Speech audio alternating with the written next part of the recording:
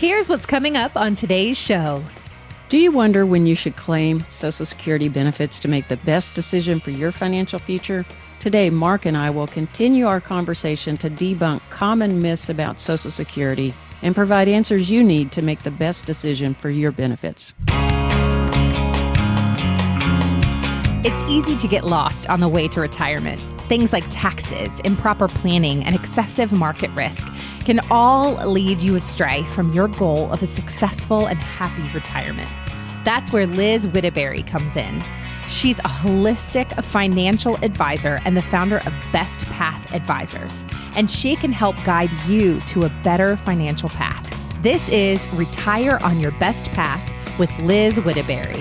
Welcome into another edition of the podcast. It's Retire on Your Best Path with Liz Whittaberry and myself back again to talk about some Social Security myths. We did the top five on the prior podcast, and we're going to finish up with myth 6 through 10 on this one. And you don't need to listen to the prior one to listen to this one, but it certainly isn't a bad idea. So if you haven't done so, consider going and checking that out. That came out just a couple of weeks ago, and you can find all the information at Liz's website at bestpathadvisors.com. Lots of good tools, tips, and resources there, as well as linking up with the podcast and checking out prior episodes.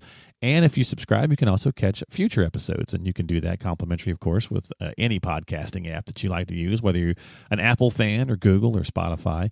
Just hit the little follow button or heart button, whatever that happens to be on that app, and that way you catch future episodes as they come out. So this week we're going to do, again, myth 6 through 10. So how you doing, Liz? You doing all right?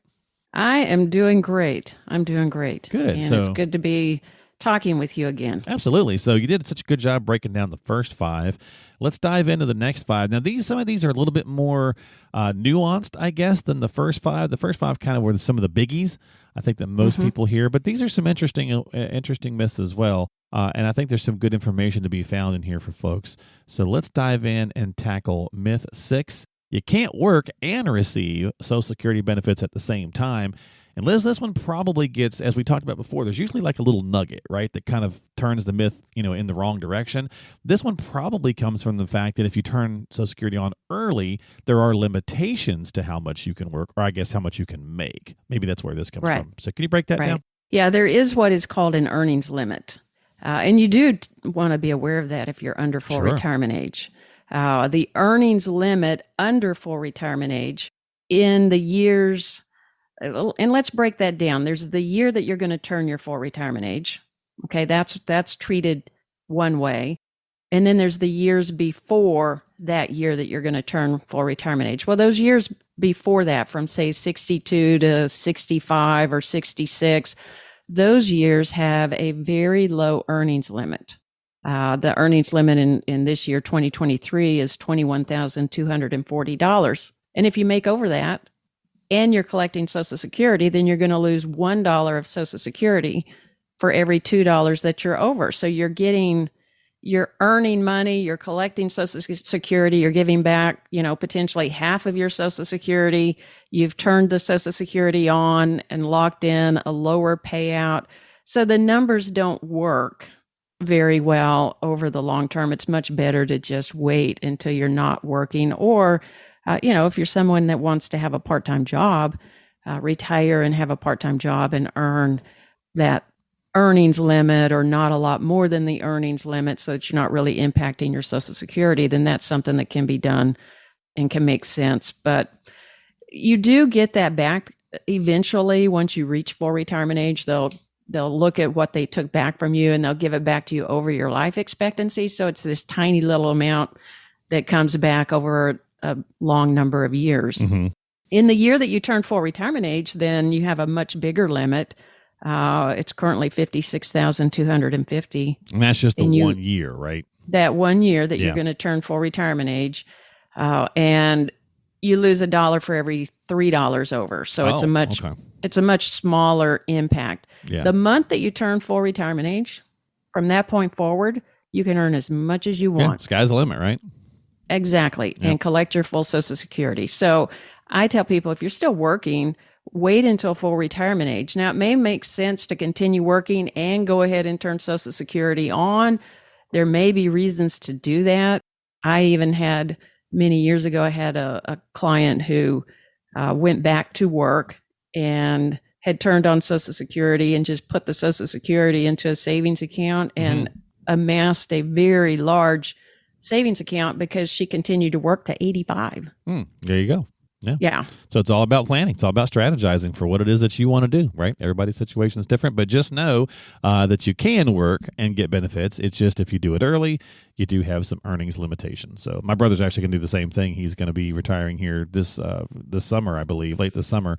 And he's just a little bit shy of full retirement age because the company he works for is going to be, I guess, downsizing or whatever. So he's decided, he's not going to do the full-time thing. He's just going to do something part-time. And I was like, well, there you go. He's like, as long as I don't make over that 21,000, I was like, there you go. Just do a little something on the side for fun. So everybody can look. Yep. Everybody can do things different ways. Just depends on what it is that you need. All right. Myth number 7, Liz, Social Security benefits are only for U.S. citizens. This one seems like a no-brainer. We kind of hear that and go, well, yeah, that makes sense. But there are a few caveats, actually quite a few caveats actually for folks who might not be. The first one that popped in my head was, well, just being married to a U.S. citizen, right? Right.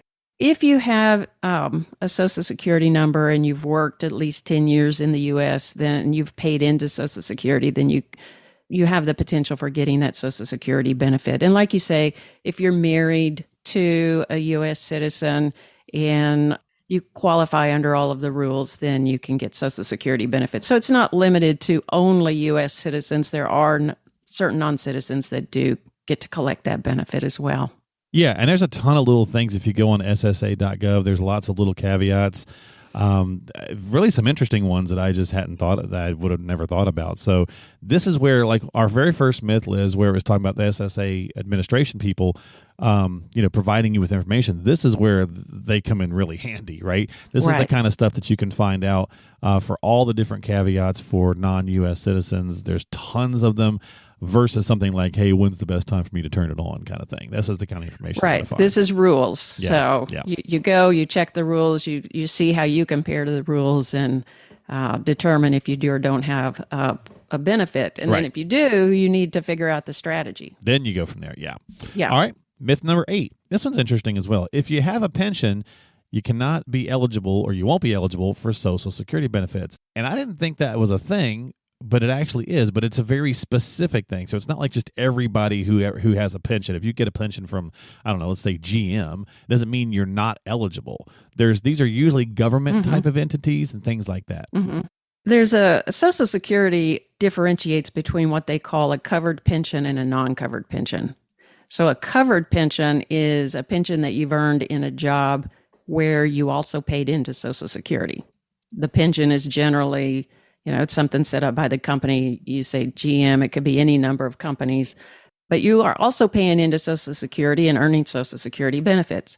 Non-covered pensions would be those that you earn working for an entity that does not pay into Social Security because they have their own alternative. Railroad retirement has the railroad retirement system that's meant to mirror Social Security, but it is not Social Security, and you don't get Social Security benefits, you get railroad retirement benefits. The teacher retirement system, any of the city, municipalities, there's many government entities of that sort that do not pay into Social Security. They pay into their own retirement system. And so those are the pensions that, since you don't pay into Social Security, you may or you won't get Social Security from that particular job, but it can also impact your Social Security benefits if you're eligible for, a retirement benefit from a previous job where you did pay into Social Security, or if you're eligible for retirement benefit, spousal benefit on your spouse's work record. There's what's called the windfall elimination provision, WEP, that reduces the benefit that you would get under your own Social Security if you also have this non-covered pension. Gotcha. And then government pension offset would reduce your spousal benefits and your survivor benefits if you also have this non-covered pension. So most of the people that have the non-covered pension are aware of that, but don't necessarily know how it would work. And I recently had a client who thought that she would not get anything because she was a teacher and she had, she was going to be impacted by both windfall elimination provision and the government pension offset. But when I looked at the numbers, I really thought that she would get some amount of benefit. It turns out that she's getting $964 a month in Social Security. And she almost didn't apply because she thought, I won't get anything. Right. Yeah. No, that's good then. Yeah. It's really kind of, again, finding out the nuances and working your way through them. And because there are tons of, and I get it, you can go to ssa.gov. There's a lot of good information there. And sometimes it reads a little funky, right? It gets a little hard to understand in some of the way they write things out. So it's important to really sit down and talk with an advisor, especially one who's got some experience with, the Social Security Administration, because there are a ton of little rules and nuances. So good information for sure. All right, where were we at? That was number 8. So let's go into myth number 9, Liz.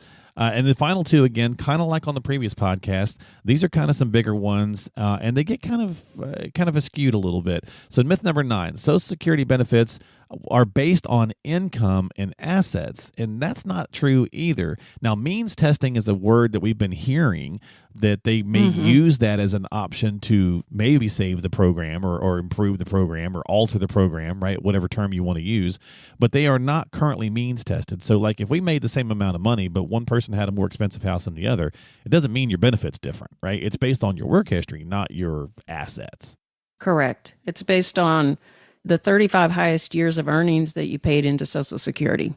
And that's what the calculation is based on. Now, the formula uses these bin points. So somebody with a lower income is going to have a higher percentage benefit because you get more benefit for the first dollars that you paid into Social Security and as you pay more in, you get less benefit for those additional dollars. It is somewhat adjusted to give people that have a lesser income a little bit bigger percentage payout, which helps those that didn't have as much opportunity to save for retirement. Right. Yeah, so it can get a little confusing there, but typically it's based on the highest 35, and that calculation. The highest 35. Yeah, the highest 35, right. And that's going to lead us into myth number 10, and that is that your benefits are based on the last job salary, right? And so I think that kind of gets confused with some pensions, because some pensions are set up, regular pensions from whatever company, maybe it's based off the last 3 years or something like that, but Social Security does not do that. To your point, it's the last 35 years. But if you don't have a 35-year history, they still do it by 35. So yeah, that's pretty interesting. It's the 35 highest years, and if you don't have 35 years of work history, right? Then there's zeros that are put in for those years because they use 35 years. Now they inflation adjust them. So you end up with this number that is your average inflation adjusted earnings. So they take the 35 years of earnings, they adjust them for inflation based on what inflation has been over time, divide that by 35 years, divide that by 12 months. So basically you're getting that total earnings, top 35 divided by 420. And that gives you that average number that they're going to base your benefit on. And like I said, you get more, you get 90 cents on the dollar at the first bin point. And then you get 32 cents on the dollar at the next bin point, and then everything over that, you're getting 15 cents on the dollar. So that can play into some planning as far as, do I really need to continue to work to pay into Social Security, or do I do something different that's not paying in because I really have kind of maxed out, or I'm not getting as much benefit for the dollars paid in to that. But if you're trying to increase the Social Security payout and you don't have 35 years, then that's one place that you can come back and add, make a difference in that Social Security benefit. But if you're somebody, we talked last time about the stay-at-home mom, right, who's maybe had some years of work, and I'll get asked, well, should my wife go back to work and now that the kids are grown and gone and add to the Social Security that she has? Well, she's going to get half of his. And it's at that point in time, often not possible to work enough years and bring that benefit up to because you don't half get of both, his. right? It's the same You as don't with get us, both. right? It's the greater of the two. And so then the question is, go back to work if you want to do that for the fulfillment of working, Sure. and it's something that you enjoy, but you're not going to move the needle on the total Social Security coming into the house at this point in time. Yeah, don't let it be the only driver, right? If you want to Right. just go work and have extra money, you're still going to make extra money, of course. If you want to make Right. the extra money and you just want to have that fulfillment of working, then cool. But yeah, if you're just trying, I'm totally going to take a job to move the Social Security needle. Yeah, to your point, it may not be worth it. Yeah, right. And so it's good to look at those numbers and know what the difference is, but there may be other places that you could be impacting your retirement security other than trying to do something with Social Security late in the game. Right. All right, so there you go. So that is, over the last two podcasts, that is 10 Social Security myths that we wanted to break down a little bit for you there. Hopefully you found some good information in there. And as Liz mentioned on the prior podcast, she does quite a bit of this on YouTube as well. So Liz, there's some good content there if folks would like to learn some more. There absolutely is. I've got some short videos that just explain the different benefits, and then a longer kind of webinar-based video that provides really a look at how the different rules interplay. So if somebody is trying to make a decision on retirement, that would be very helpful to them to look at how do those rules interplay, and if I make if we start early or start later, how might that impact us as a couple in retirement. Yeah. Okay.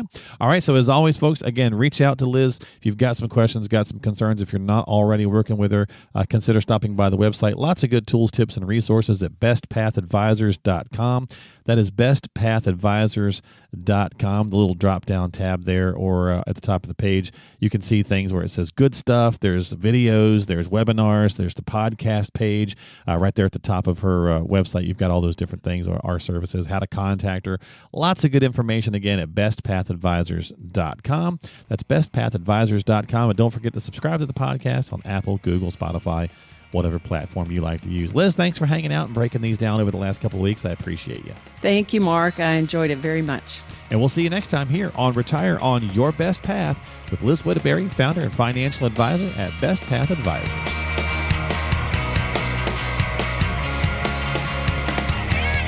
The preceding program is sponsored by Best Path Advisors, which is solely responsible for its content. Securities offered through J.W. Cole Financial, member FINRA SIPC. Investment advice offered through J.W. Cole Advisors. Best Path Advisors, J.W. Cole Financial, and J.W. Cole Advisors are unaffiliated entities. The opinions expressed by Liz Whittaberry should not be construed as specific tax, legal, or investment advice, nor as an offer to buy or sell any securities mentioned herein. Neither J.W. Cole Financial nor its representatives provide legal, tax, or accounting advice. Persons who provide such advice do so in a capacity other than as a registered representative of J.W. Cole. Investing is subject to risks, including the loss of principal.